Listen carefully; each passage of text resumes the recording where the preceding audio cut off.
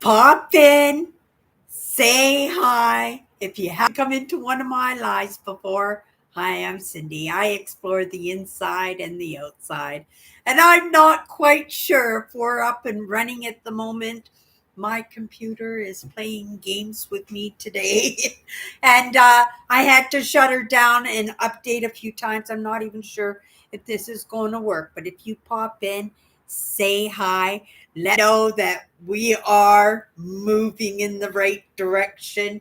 You guys, it has been a day. It's been an amazing day just to be able to make a little bit of movement without having that heavy. I don't know if anybody else is feeling it out there, but I just feel like the hugest load has just taken off my shoulders. And sometimes we trudge along and we think, oh my goodness, they're right, life doesn't get any better than this, and this is just right. And then all of a sudden something magnificent, if you had given up just 1 minute earlier, you would have missed maybe the most important, most amazing moment in your entire life.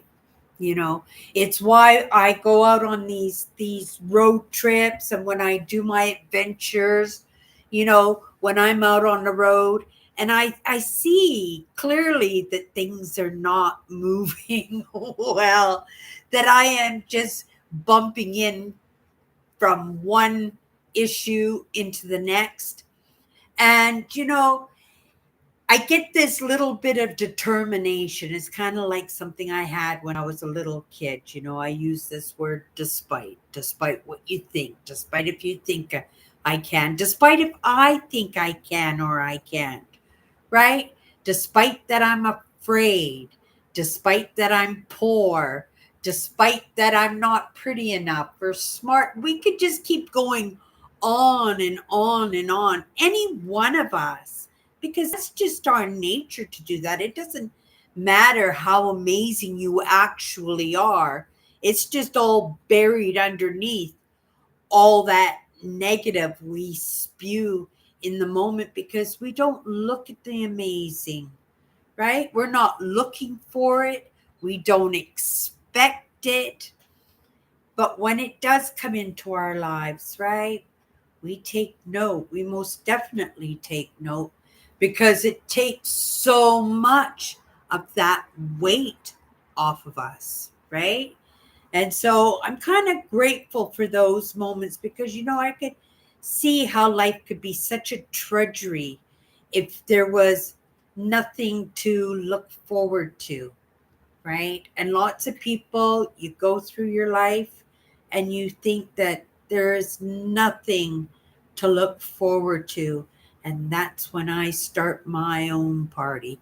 That's when I bring up that word, despite nobody's around to party with me, despite nobody's with me to celebrate these moments when I sort out these issues. Hopefully my live show is up and running. I didn't know what was going on, but I just went slow. I stayed calm in the moment. And if it works, it works. If it doesn't, I'm just talking to myself. And, sometimes that's healthy for the system. I would have to say I'm learning more and more and more how healthy that is for the system. It's like you're including yourself, right? It's like what I said, that we just spend so much time thinking about the negative, maybe even talking ourselves down like it's our problem, like we did something wrong, right? And we beat ourselves up in that, and even in that we can just say forget this, right? And we just flip the game board and all the pieces go flying, and we just show up in a bad sportsmanship kind of way. And yet I've learned throughout my life, long before I woke up to any of these ideas, I have always known that I was partnered with myself. right? But I figured everybody knew that they were partnered with themselves, And so it just made it easy for me to see where people were kind of cross wired in the thinking, right? Because I could just see people just giving up right and left. I could see people just settling for nothing, settling for the worst of the worst because they didn't think that they were worth anything more than that. And I don't know where I picked it up. Maybe it was in my grandmother or my father. It's what's in the inside that counts, Cindy. Maybe it was in that understanding that I was partnered with myself, that I felt necessary, that those parts hold me up, because definitely those parts held me up through some of these probably very difficult moments in my life that I don't even remember, that maybe I was too young, maybe they were too scary, and so I buried it somewheres. And those other parts of me just kind of went along for the ride without Cindy understanding anything. And when I say it was just along for the ride, it was seriously, it was it was a ride. And I would like to, in my retirement years, to be able to have a better understanding so that I'm not taking it for such a roller coaster ride, right? That we're just kind of partnered in the beautiful landscapes and the beautiful moments, and trying not to concentrate on so much about what's going wrong, but moving with it and pushing up against it, right? Or just like, no, right? We're doing this. And you just push up against it and you just see what cracks open, right? A new experience, a new lesson, a new understanding, a new friendship, a new direction completely. You never you never know, but you'll never know, right? If you don't at least try, if you don't at least hold your own, right? Set some boundaries, take care of yourself, treat yourself like you matter, right? Talk to yourself like you matter.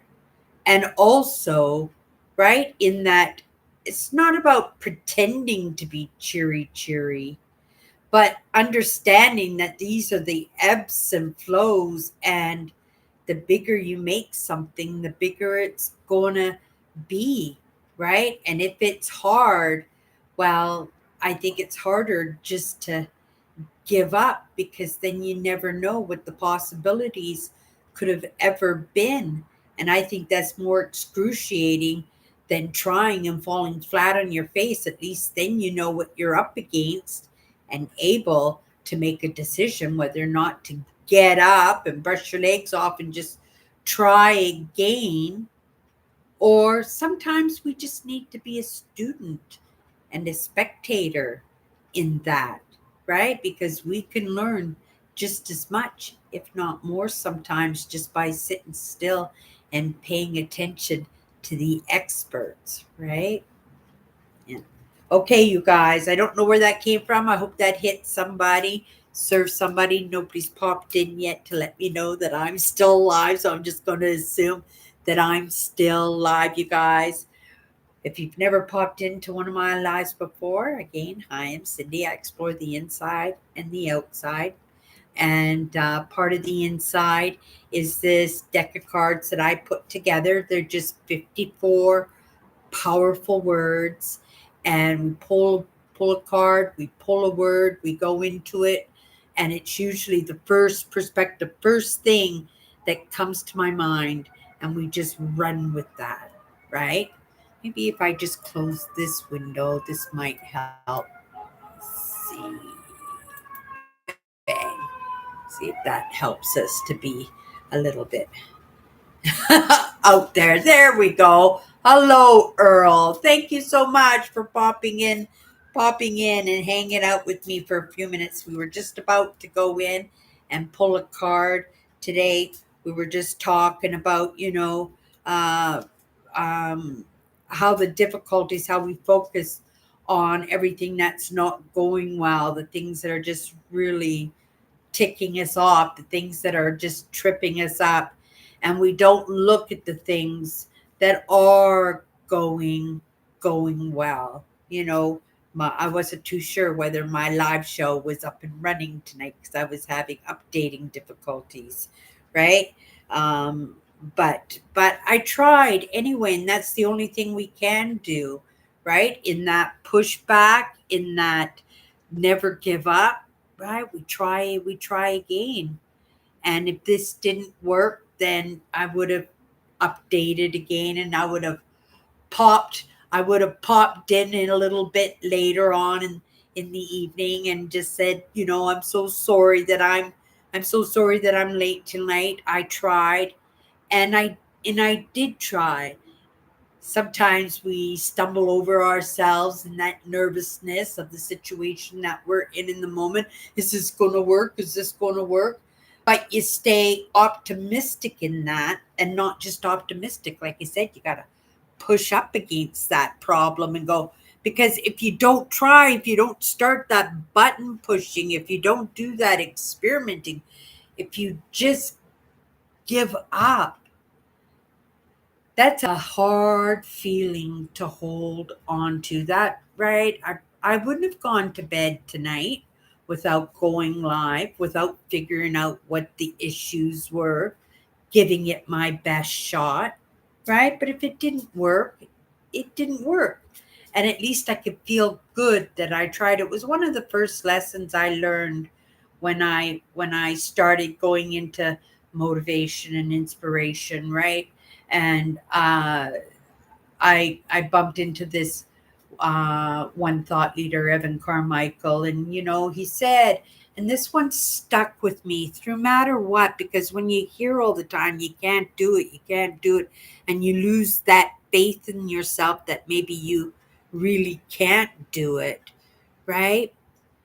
He said something, and it always sticks with me in those difficult times and those times that it doesn't work out, because it doesn't always work out in the moment, but sometimes it just means shutting it down for the night and then trying again tomorrow morning, see if it will work tomorrow morning differently. And quite often it does, right?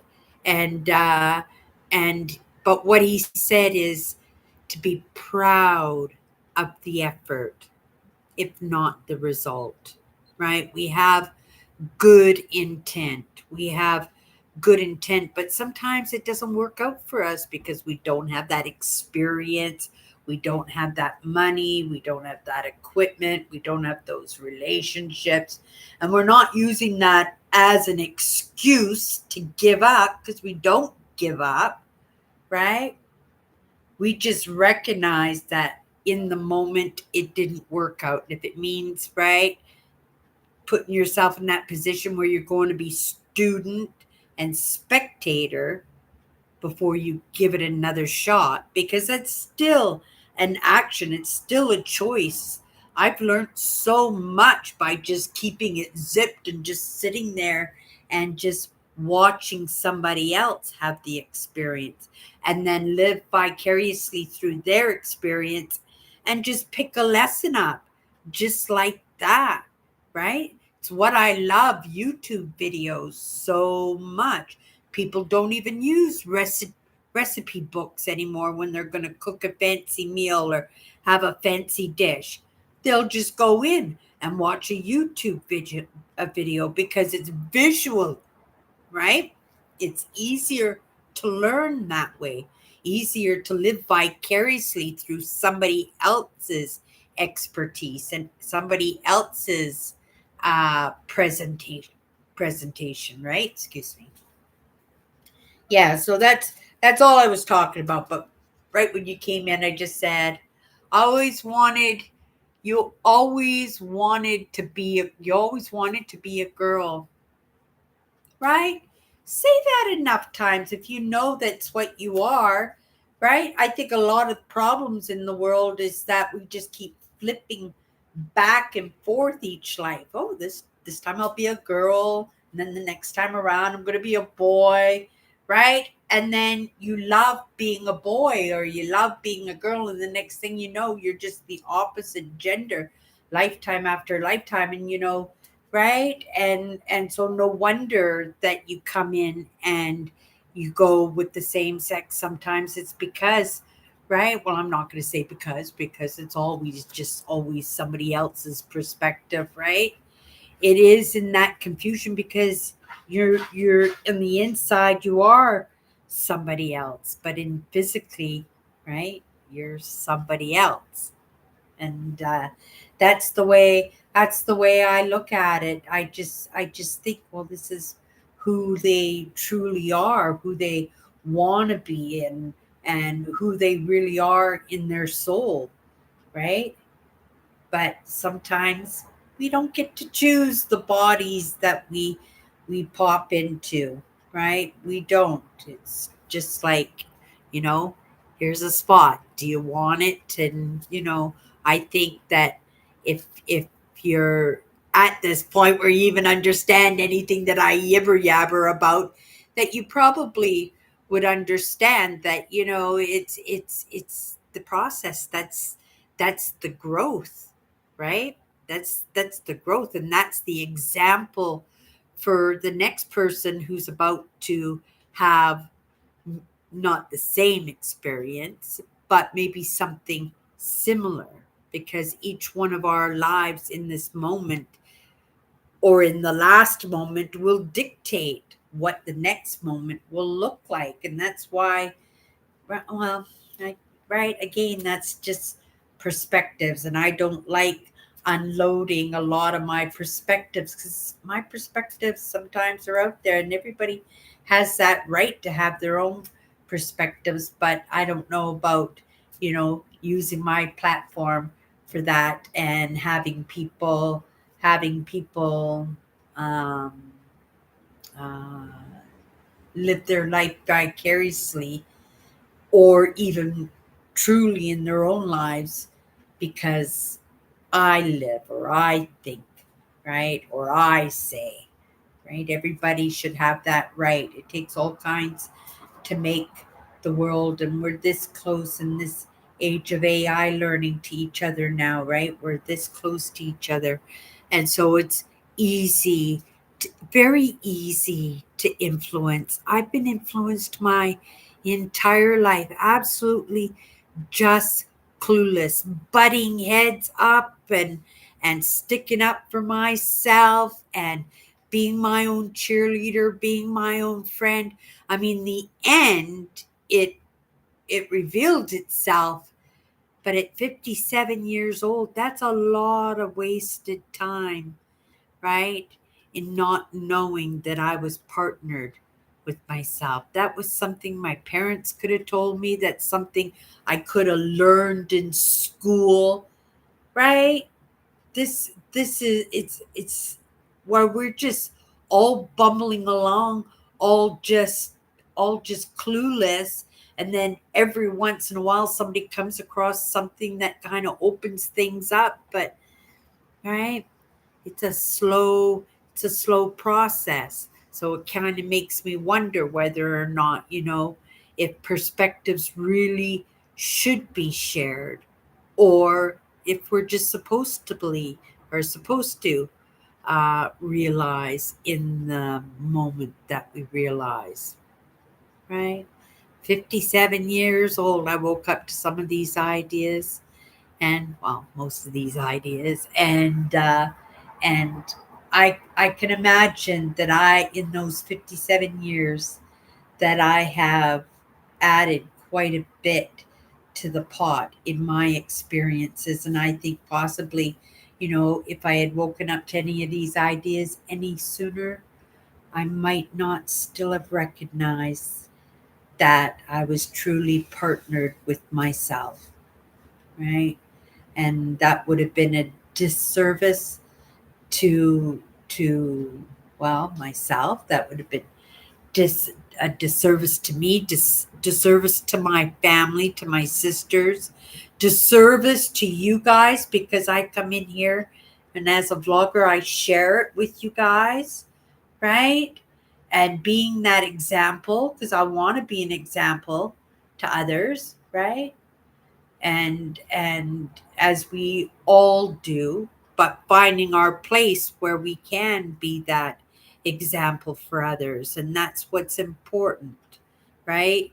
And right, because we're all so different, we're all so unique, right? It does it, that diversity, we need it so much, and that's what's going to help, right, Homo sapiens to move into the next stage of evolution. We understand that we could very easily be on that extinct list. I'm just going to start a book. It's called Ecocide, and a short history of the mass extinction of species, because I think we are close. We could easily be one of those species that becomes extinct. Even for myself, I was accidentally motherless, right? It wasn't in my intent not to have children. It's just the way that my life played out, and playing out the way it did, children in the moment were not thoughts, not options, and maybe scary realizations. And sometimes it's just in our mind that it's not a possibility, right? Right? Especially sometimes we grow up and we get projected on by others, and things turn out the way things have been, right, said that they were going to turn out. And in that realization for myself, right, I realized that was a lie. That was somebody else's decision making for me, but I took it to heart, and I took it as truth, and I made decisions in my life that dictated that I wasn't going to have kids. Lots of people, they do it, whether it was like a career, or maybe they love money and houses and travel, and right, and that kind of lifestyle they've decided would not be healthy on children. Sometimes we do it because, right, we get involved in things that make us think that the world is not going to evolve in a good way, and we say, well, why would we want to bring kids into a world like that, right? So it's just in the decisions that we make, and again, staying positive in that, not taking somebody's word as fact, but be a spectator, be a student in that, and decide for yourself. I clearly could see I had no choice when I was a kid. I had to be very dedicated in paying attention, because I could easily have made different choices that would have put me in a different situation, and most likely would have made it. So I'm not sitting here right now motivating Earl. Thank you, Earl. That was nice of you to say that I motivate you at 10 o'clock at night. But that's what I do. And believe it or not, I was doing my live shows like at midnight, like 2 minutes before it was the next day. That's what a procrastinator I was. But that is a part of that problem, right? In putting things off, delaying it. No news is good news. And when you're highly sensitive, empathic, you've had one of those funky childhoods and dynamic families that make it so it's, it makes it so that you just kind of feel a different way, think a different way, right? And yeah, it is what it is, right? You just keep moving forward and just keep that positive attitude. But thank you for saying that, Earl. I appreciate that. I appreciate that you said that. Okay, let's just grab a card here. We're just going to go into it for a couple of minutes. First perspective that comes to my mind, and then we're going to call it a night. Let's have a sip of my coffee first. Oh my goodness. Great word we got here, you guys. I love this word. Experience paired with attention offers up gifts. This word has been coming into the picture, quite a bit in the past couple of months. I have always been an experiencer my entire life, like a bumper car from one wall to the next wall, not paying attention. See, you have to pay it. You have to pair it with the attention, right? Lots of times my attention was on other things. It was looking for the spitballs. It was looking for the sticks and stones. It was looking for settling anger or volatile emotions before they even surface. That's how I spent my life, that I did not truly pay attention, right, to other experiences because my focus was on other things. By the time I hit my young adulthood, I was all about experiences because remember I had that word despite whether you think I can, despite if you think I'm worthy, despite if I think I'm worthy, right? But I'm going to make the best life for myself as I possibly can because Cindy gets one shot at it, right? And I did do the very best that I can. I am proud of the effort, right? Considering the life that I have and had, and not, using that as an experience because everybody has crappy experiences, and lots of people have experiences to a level that, or a degree that we would never ever want to see ourselves or anybody else in, and yet those experiences are happening, right? But that's when we really start paying attention. That's when our hypervigilance will really hone in. And once you're at that point of just honing in on your safety, you're not leaving yourself open for anything joyful, anything relaxing or calming, or I'm going to say it, making sense, right? Because our hypervigilant was a coping mechanism from whatever we were trying to keep ourselves safe from. But when we find ourselves in safe situations, quite often we still find ourselves using those tools. Right? We earn those badges. We earn those badges.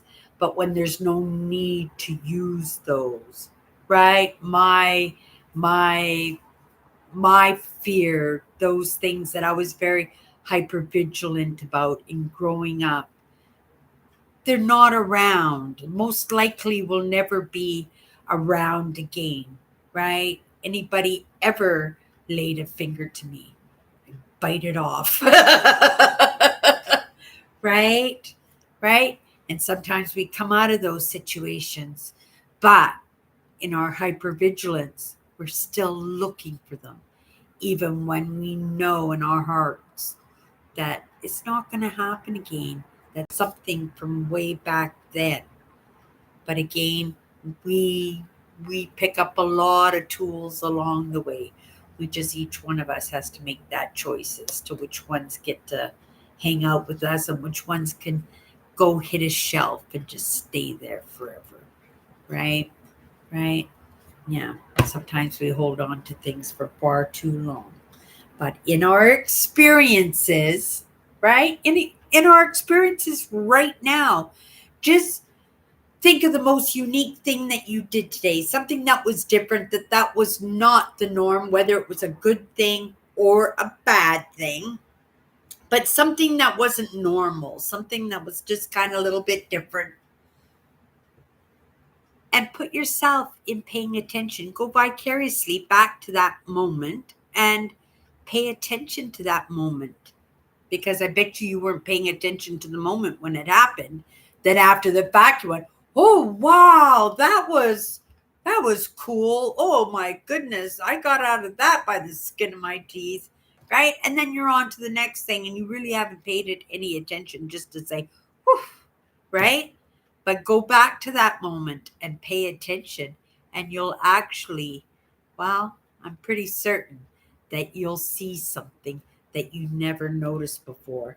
And maybe you'll munch on it, maybe you won't, right? Each one of us gets to make that choice where we want to hang out in our emotions and where we're at in our lives, right? I'm not looking backwards and I'm not holding on to gifts, right? When they are, I'm not putting them on the high priority list if they're not high priority in need in my life in the moment, right? I'd much rather let something else surface that might serve a little bit better. Okay, you guys. That's my good cheer. Have a great